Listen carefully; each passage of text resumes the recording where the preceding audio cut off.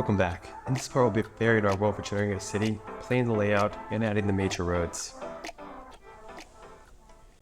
Here I'm starting with a simple terrain I'm in Gaia, and a landscape material from Brushify. You can find a link to the terrain in the video description.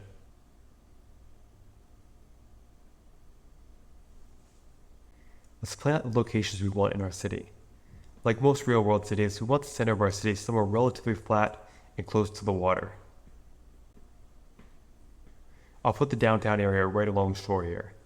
In CityBLD, you can generate cities on slopes as well, but to make our downtown area feel more realistic, I'll flatten the terrain a bit here so we don't have these little bumps to work around. I'll also mark the areas I planned out by using a text actor placed in the world.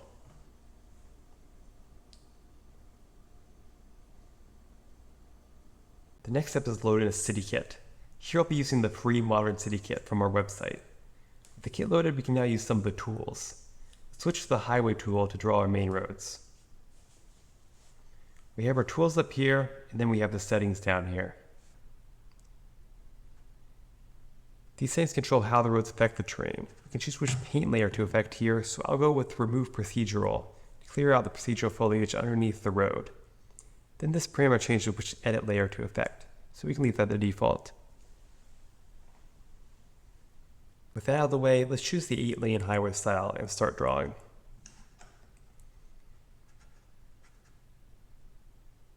The brush will appear in the viewport right under your mouse. You may need to look around to activate the viewport.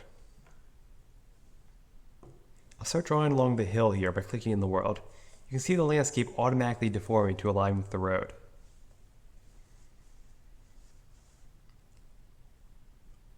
Over here, we have a cliff that's a little bit too steep to align to.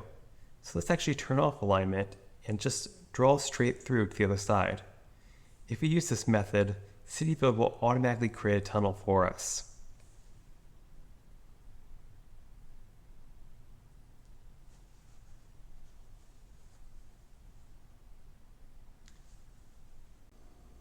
You'll notice that the landscape is still covering the entrance. All we need to do here is go into our landscape visibility layer and paint out the tunnel areas.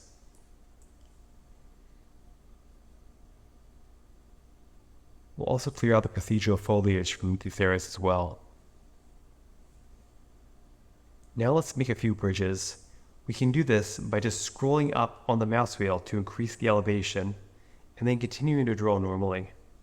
You can see that concrete supports and protective barriers are added automatically on the raised areas. For now, I'll just make a bridge connecting our city to the other side of this bay, like so.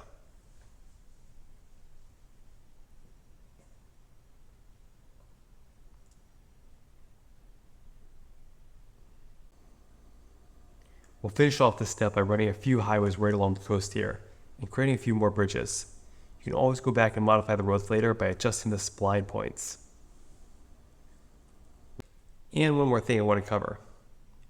This area is where I want the center of our city to be, so I'll make our first off-ramp here. We'll use the Merge tool for this. In this drop-down, you can see all the merge types included in our city kit. You can always add your own if you want to change how it looks or functions, but for now we just use the included right side off-ramp. This lets us split away from the highway to create a seamless off-ramp directly to the downtown area.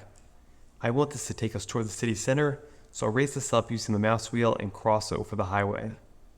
The supports will automatically align to avoid overlapping. That's it for this tutorial. We'll add the other ramps after we finish our road network in part 3. I'll see you next time.